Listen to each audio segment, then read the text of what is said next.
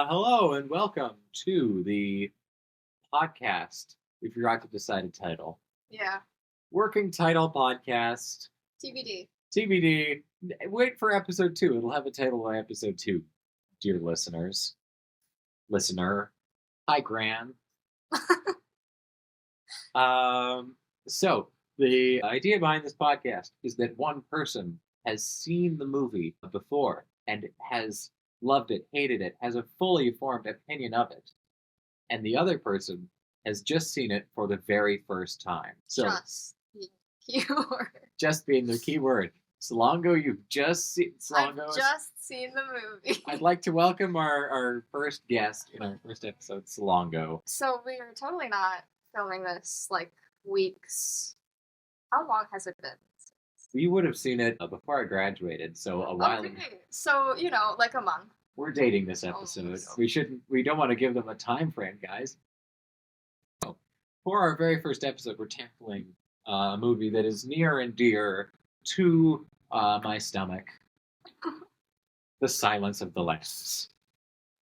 So the movie follows Clarice Starling, someone who is in FBI training. She has her degree in criminology, and there is this killer who's at large. The media has dubbed him Buffalo Bill, and one of Solongo, you're Solongo. Solongo. I'm looking at her like for hope that I will remember the plot I'm so accurately. sorry. That's okay. Just seen the movie. Yeah, we've just seen the movie, so we should remember this very well. So, Clarice Starling is recruited by one of her professors in order to interview the captured serial killer Hannibal Lecter for no reason, it seems, just for research purposes that he might be willing to talk to a woman instead. So she goes to talk with Hannibal Lecter. She meets Chilton. Dr. Chilton. All right, so Chilton is creepy towards Starling, and as she's going there, she's creeped out by a lot of the guys there. Multiple MIGs harasses her, but Hannibal Lecter he's like the only polite man in the entire movie, which is kind of horrible. Yeah. Because he ate a bunch of people. Yep. And if you read the previous book, this is based off of a book that is a sequel to the previous. We're gonna get into that later. We're just in synopsis mode right now. So Agent Starling is piecing together different clues that Hannibal Lecter began giving her that will lead to Buffalo Bill. And then after she makes this tentative agreement with Dr. Lecter, it's revealed that agreement could have never held water. So Hannibal Lecter, he's really mad, and he's sending them all on these wild goose chases. And eventually, the senator, who her daughter has been kidnapped by the serial killer Buffalo Bill. The senator. Oh yes. Oh my gosh, I've got such good names.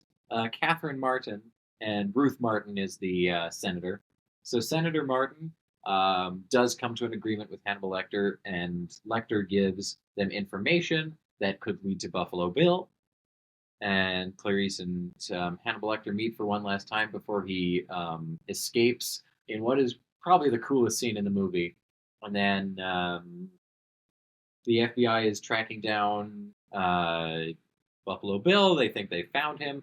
They didn't actually. And while Clarice Starling is doing cleanup work, getting more information in this small town where the first girl was kidnapped, she stumbles across Buffalo Bill, and they have a sort of very intense final scene together where she kills Buffalo Bill and is able to save Catherine Martin. And the movie sort of ends with her having graduated from FBI training, and she's going to go on to work in the FBI as Special Agent Starling. And she gets one final phone call congratulating her from Hannibal Lecter before he goes to hunt down his former Dr. Chilton. Thoughts on the movie? What were your initial thoughts after you left the theater? Right, as I have just seen it.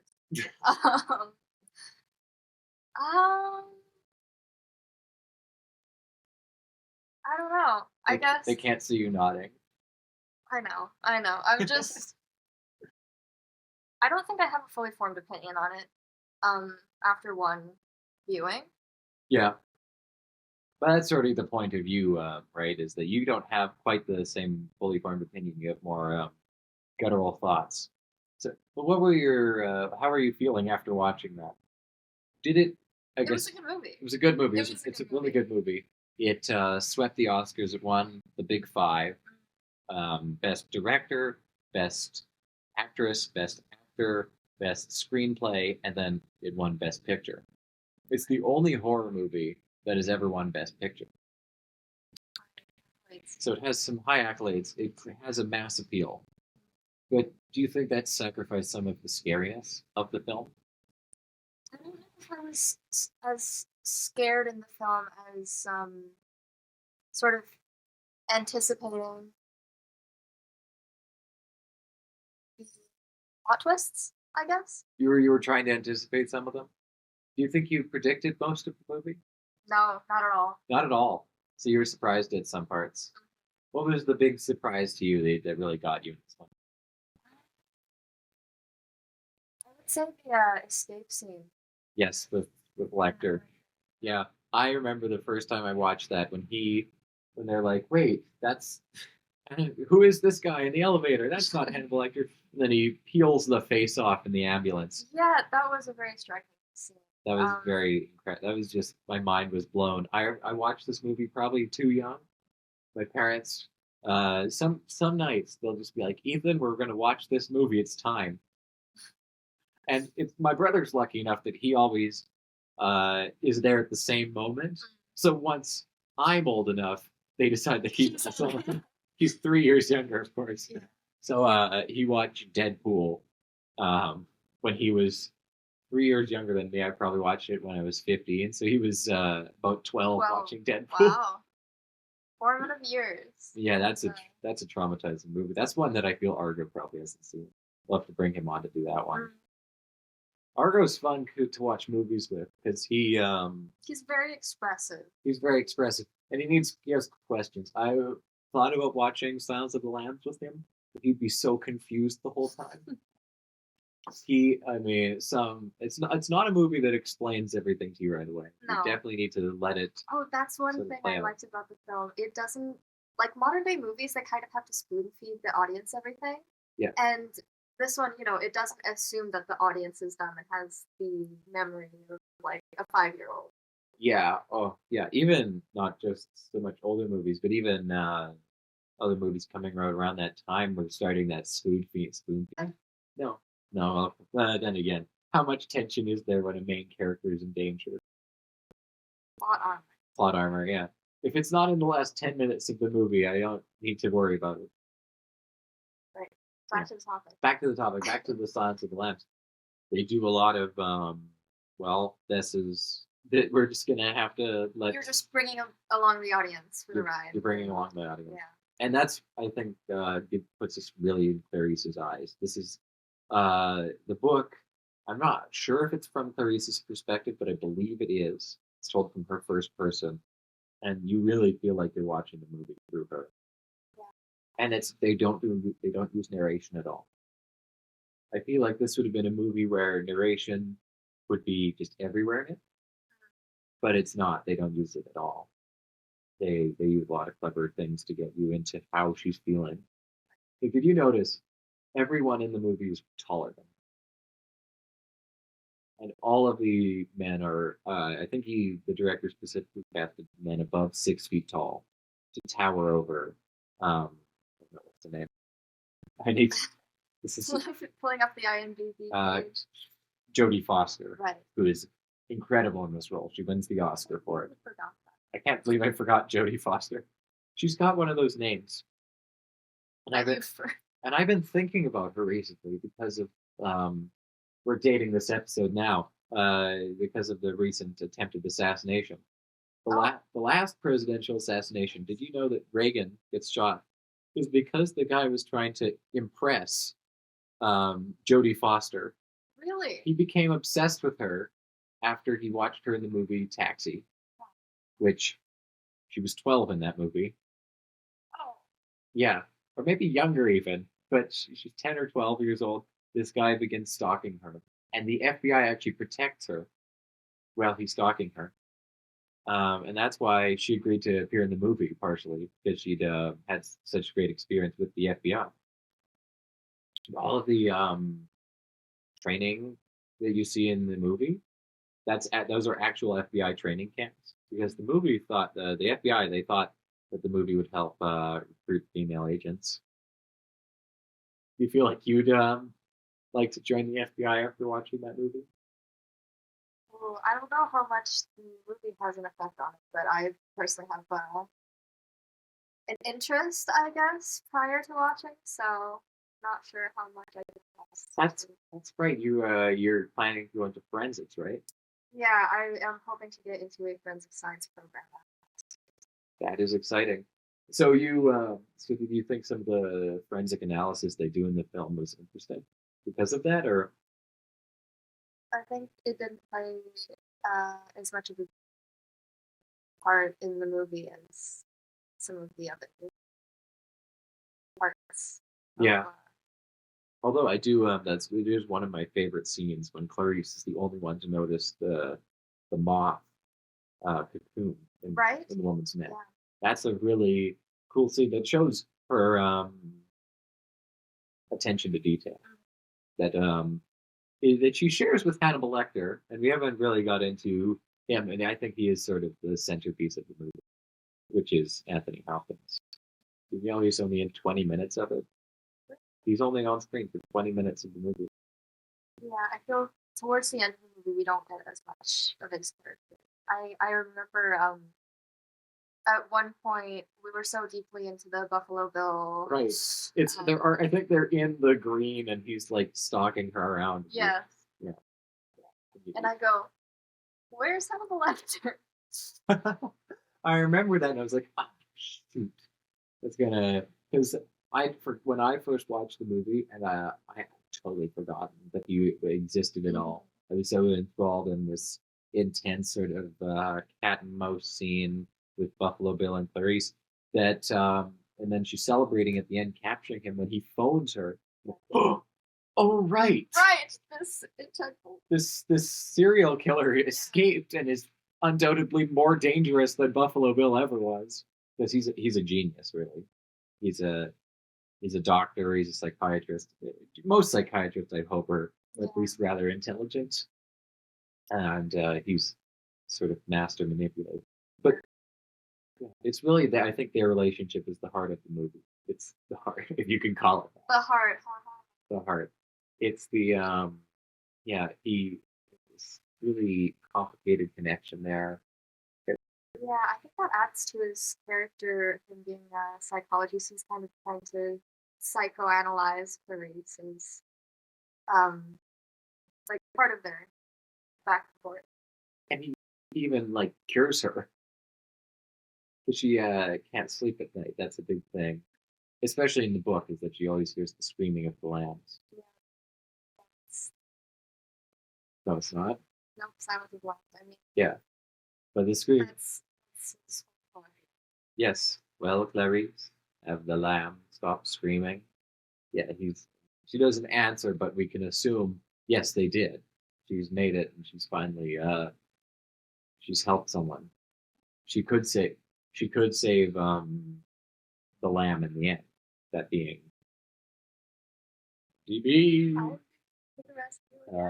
Catherine Martin, who oh my gosh, does she do an incredible job? She's a bit understated in the movie, but I'm sorry.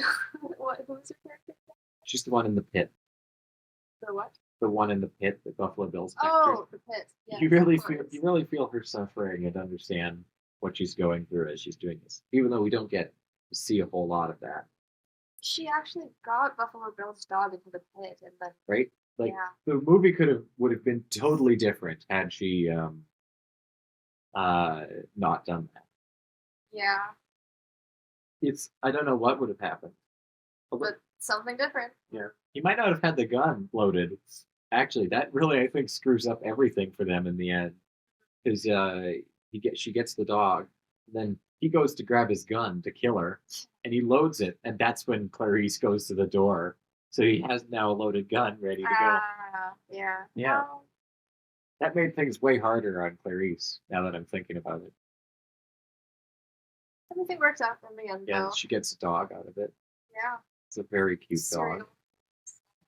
Yeah, and you do love that sort of like you get to really feel compassion towards Yeah, you root for her.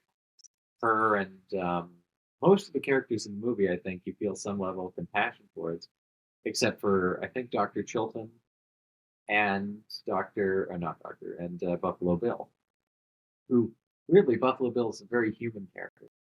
He's sort of, wouldn't you say when you were watching this, you're like he's just a regular person, kind of. Not, not to say that Yes. skinning people, not to say that making clothing out of people is regular. Yeah, no, I think it's also, seeing this serial killer's odd, well, not odd, but interests. You're also trying to figure out his motivations and Yeah, and Buffalo Bill doesn't have it really. you know, Like just he's sort of this animal almost. He's driven to make this woman suit for himself, which is a horrifying. When they reveal that in the movie, that's a gag worthy scene. Just half a woman there, made it just skin. And that's another thing is this movie was based off of Ed Gein, a serial killer, who he wasn't actually really a serial killer. He was mostly a grave robber. He was a grave digger by day, and then he'd know who'd just been buried in the grave, so he'd go and he'd dig them up, mainly young women who died of non, open casket funeral available things. And he would steal their skin, which maybe Buffalo Bill should have employed that strategy maybe. because grave robbery would be the only crime he's guilty of because corpses are not property. So you would not, and there's no crimes against. It's not a crime to do anything to a corpse. It's true. There there are some places that will have defiling a corpse as a crime, but most of them don't. Okay. Isn't that weird? Very. It's very weird, right? Although grave robbery is not, and it's not even that serious of a crime. All that work going into his daughter. Yeah. Do you think he knew when he kidnapped her what he was getting into there? No, it seems there's efforts into kind of luring her into, helping him with his couch, was it? Or Yes. It's his couch. He has this fake cast on. They're lifting the. Can you lift the couch? You lift the couch into the van. she gets in the van and stuff. Yeah. Would you ever? Do you think you could ever No. fall up for something like that? Maybe in 2024, women are just better at noticing these things. Probably. We've heard the man or a bear Yeah. situation too many times. And that's another thing. Okay, I watched a Siskel and Ebert review of the show. Do you know Siskel and Ebert? They're like the really old, boring versions of you and me right now. Okay. They'd sit on their show and they'd review whatever movies were out that week. And I swear to God, Siskel was abused by a good movie when he was a kid.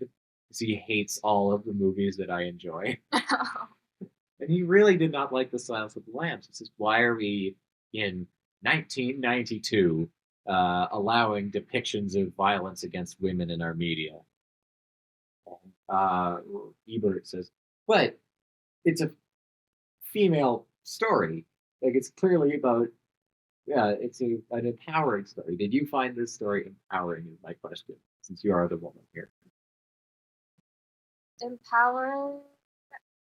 Yeah, I guess so. In Clarice's case. Yeah, in Clarice's case. Yeah. But she is very capable. She's basically the only capable person. She's resourceful. She's everything that you'd like about a main character. And then Buffalo Bill's everything you detest about a villain. Then the Hannibal Lecter's in the middle. Then where do you put it? I don't know. He seems his character is more detached. You're not really don't hear about his upbringing or There, it didn't exist yet. There was no backstory to Hannibal Lecter, and that added to the mystery of the story. I think it's obviously you follow her, um, and also all of the plotting from Hannibal Lecter, asking her questions about her upbringing. I think you have more material to emphasize. Yeah. Did you find yourself rooting for Hannibal Lecter at all throughout the story? Or Yeah. you thought you were hoping that he'd get out of there. maybe not hoping, more excited to see how he would pull it off. Yeah. Yeah, that because it is very exciting watching Mm-hmm. him sort of and this was before anti-heroes were really a thing. Now we're used to them. Now John Wick can kill 4,000 people in his movie and you're excited for it. But Walter White can become a meth dealer and you're still kind of hoping that he Oh, but you feel for his character. You know, he's diagnosed with what cancer. cancer, yeah. Yeah. Yeah, but you feel for Walter. He doesn't have any windows. He's tortured by this psychologist who That moment when he's promised, going to this resort or like more freedom yeah. than the cells. And then once he realizes that's not truthful, that he's not going to get that. Yeah, yeah. He's the only person there. He's the only cellmate without bars on his cell. Did you notice that? Yep. He's got the plexiglass, and the director did that because he didn't like the way the bars obscured the actors. But I like to think that there has to be an explanation in the movie or within the universe as to why he has plexiglass. Yeah. Okay. I think it closes him off more from the world, even though you can see through it better. Yeah. He's more of like it's that part of like he's kind of untouchable, like he's at a distance from the audience. Like there I believe there was rules that Clarice is subject to when she's meeting Hannibal Lecter. She has to stay away from him. Yeah. And so I was just screaming in my head a little bit every time she got like closer and closer to plexiglass. But he almost demands it, right? He starts off whispering in the corner of his cell, encouraging you to get closer. Yeah. And he's so fascinating. He does that stare right into the camera, but it's so intense that it doesn't even look like he's looking into the camera. He's staring past through it, through your soul, boring into you. And credit to Anthony Hopkins is that that is what film acting is a lot of the times. It's just one look to sell an entire idea because you only have that space in the theater. I'm a theater guy, right? You're playing to the very back row. Everything's very big. Everything's got to be sort of animated. And then this film acting, you're just so like you're in this box, and it's just you and someone watching you in the audience.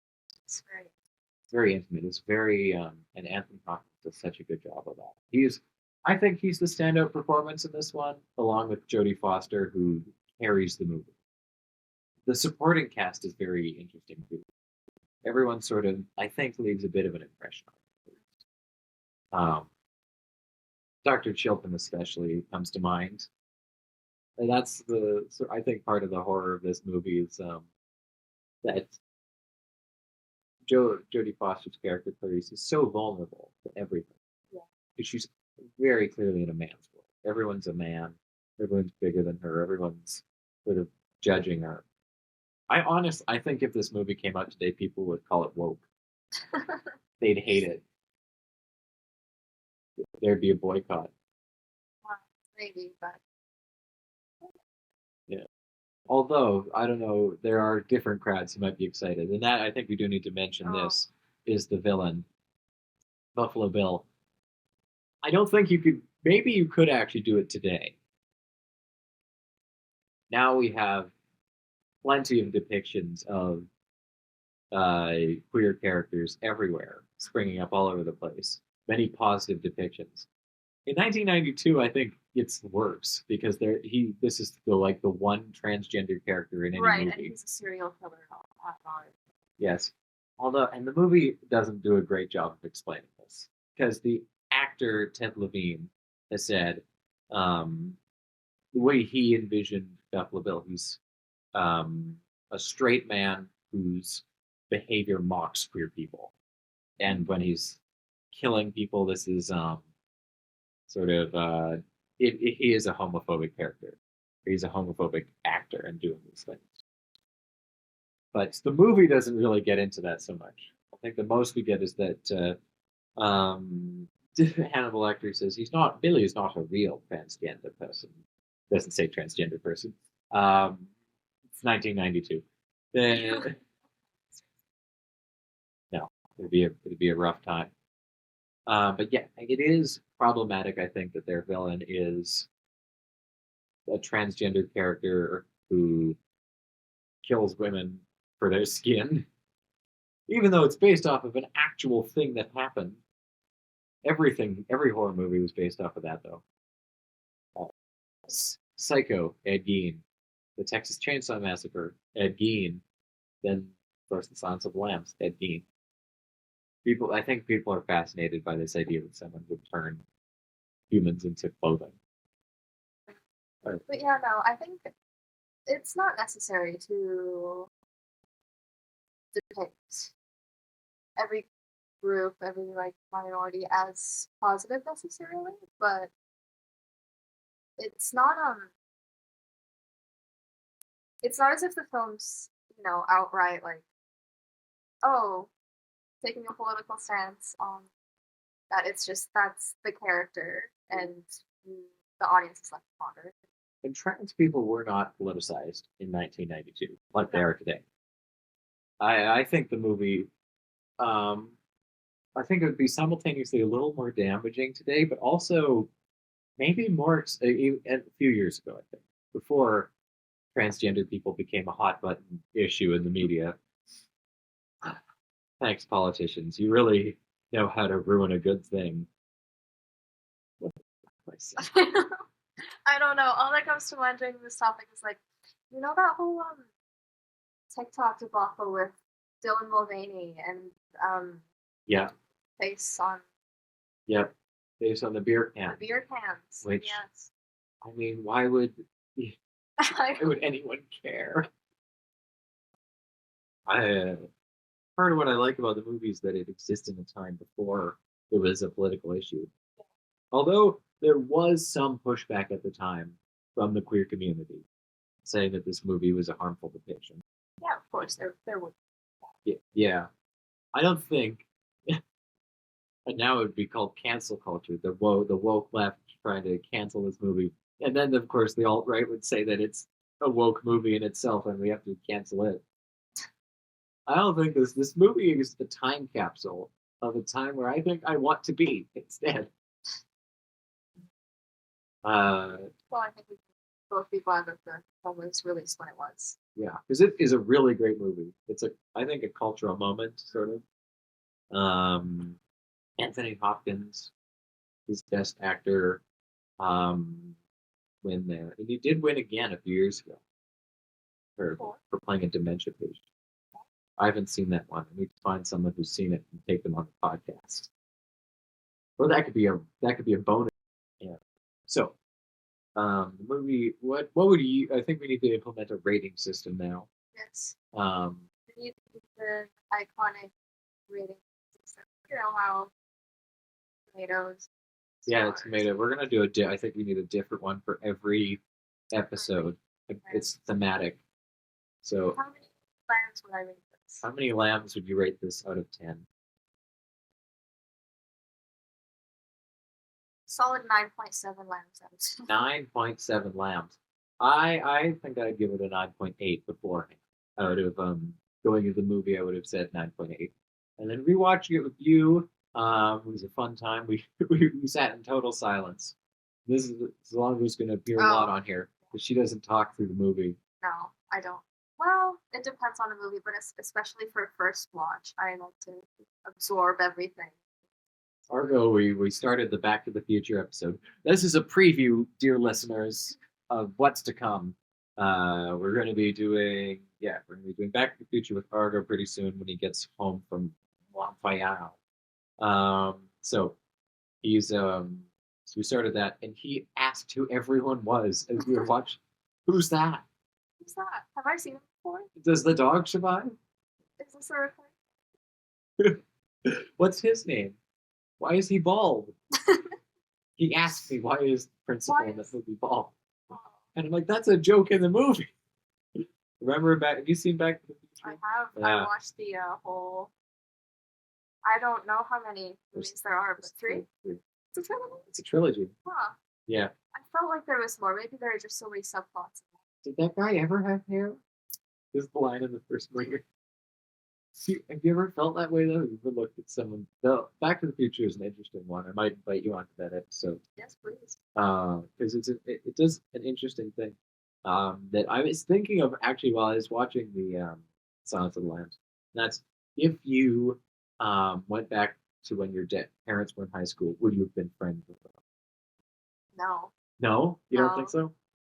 See, but I now I think that with every movie. So I was thinking, if I had gone to high school with any of these people, would I have been friends with them? I feel like I would have tried to be friends with Clarice. She would have been too cool for me. You remind me of her just a little bit. You're resourceful. Um, you're very quick thinking. Hope so. Yeah. And you have attention to detail. All good things in protagonists. Something that would be useful. Yes, yes. So, you excited to act this out in real life? I would not be doing the acting. I would be doing the aftermath analysis. The aftermath now. You're gonna Trying write to reconfigure what. you're gonna write a book. You know, this show, the movie actually sprung off into Bones, right? The TV show Bones, um, because the success of The Silence of the Lambs sort of sprung off these mystery uh, movies in the '90s, and the book The Bone Collector was adapted into a movie, and I love The Bone Collector. It's a really great movie. Have you ever seen it? It's a- That's right up there. Could we get into the book? The book that this is based off. Okay, we could do a little bit. Book's a lot longer, and the ending's different. Yeah. This is based off of a sequel, yes. The original book is Red Dragon, which had a movie adaptation in the late '80s called Manhunter, which was really annoying because another movie had taken the title Red Dragon, but Red Dragon would have made a way better title for Manhunter. It's such, and a bit of an art piece film. It's very sort of understated. Like the Silence of the Lambs is very big. Everyone's like, yeah, I said that it's subtle, but it's also you kind of pick everything in and you notice it all, and it's very um, characterized. Whereas Manhunter, you're watching it, you feel like you're watching just real life play out. Someone could record on existing stuff. Yeah. And but it's still a very scary, creepy movie. But it was not successful. It was a huge flop in the box office, so they sell off the rights to the movies, and a sequel had already been written to Manhunter, and that was The Silence of the Lambs. So it gets made into this very successful movie. And then the studio says, "We want more. Write a sequel." So he wrote a very controversial sequel to The Silence of the Lambs. I don't know, something. I think it's just called Hannibal, Would make sense if it was that. and the sequel is called Hannibal. It's directed by Ridley Scott. They recast Jodie Foster, who didn't want to be involved in the movie if the same director wasn't And, but Anthony Hopkins sticks around. He got really muscular for the movie for some reason. He's really scary. He's really Bulked up. It's yeah. The sequel is so much different from the Silence. It's so different from the Silence of the Lamb. It features like a pedophile who was a patient of Dr. Lecter, the only one who survived apparently. Who Dr. Lecter drugged him and convinced him to cut off his own face. It's played by Gary Oldman, uncredited. Yes, and he's under all these prosthetics, so you wouldn't know that it's Gary Oldman if you didn't know that he was uncredited in this. It's so weird. He trains these pigs to eat Hannibal Lecter. And there's like this big kidnap plot. Clarice is hunting down Lecter. It's been years. She's just everything about this movie is insane. Um, Gary Oldman gets eaten by pigs, and then like Hannibal Lecter takes Clarice back to this mansion, and she has this guy who's been creeping on her, and he like has him strapped to a chair, and he cuts off the top of his head and starts cutting off bits of his brain and feeding it back to him. Oh, I feel like I've seen this. It's reminding me more of like Saw. Like it feels more like a Saw film than this like that. And this is something I love about The Silence of the Lambs, is that it is a movie about violence, but you don't really get to see much of the violence. Like it's a very non-violent film. Right. Where you don't see anyone being shot. That's sort of done tastefully. There's one beating, but you don't really see the beating happen. There's a lot of it's very understated. It's very calm. But I think I I think I've never been more nauseated watching a movie. I watched all the Saw movies back to back, and I was not as nauseated as watching a man eat his own brain. It was horrible. I was inspired to make that one painting for it, though. Oh, yeah, yeah, I know. Yeah, yeah. You can see it on my Instagram, people. It's just my name at Ethan Galilei. That's where we'll be posting about this podcast. Self plug. A little self plug there. We'll plug you at the end. It's okay. I don't need a plug. You don't need a plug. I think your your Instagram handle is just at Solongo. No, actually. It's Sophie. Sophie B. Is there a reason for that? But the sequel's really weird. Then they made the same people made a prequel film, which was Red Dragon. Yeah. And it's okay. It's okay. It's not very good though. Manhunter's better. And then finally they twist the arm of the author to write Hannibal Rising, a prequel explaining Hannibal's origin story. I'm so sorry. I hate that title. Hannibal Rising? Yeah. I don't know. I think the thing I like about Silence of the Lambs is it's so like I don't know, artful in a way. And like, Hannibal Rising sounds like a Marvel movie.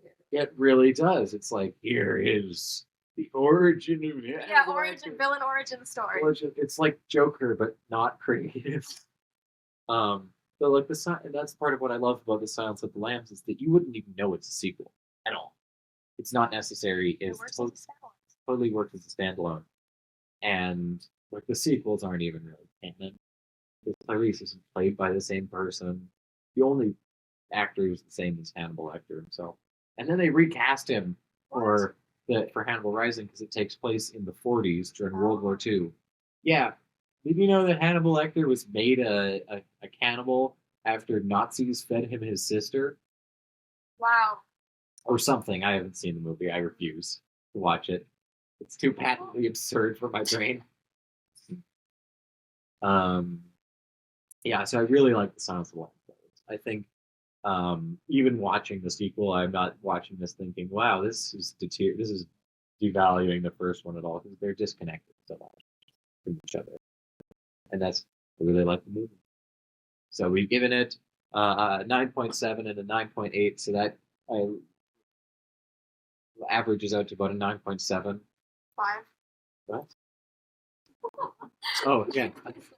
9.75. Lambs. Wait, so that means that it rounds to 9.8. because I don't want to do two Oh, decimal yeah, yeah. places. I'm not doing two.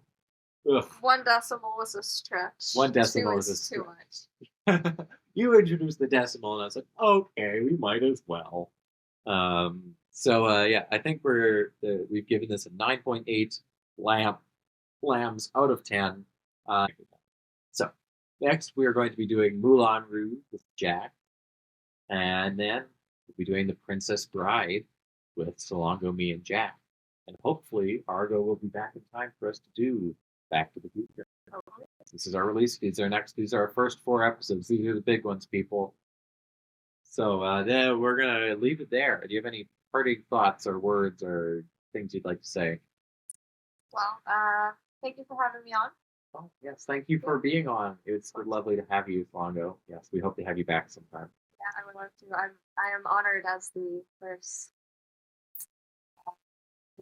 First, I'll try to let you say something next time.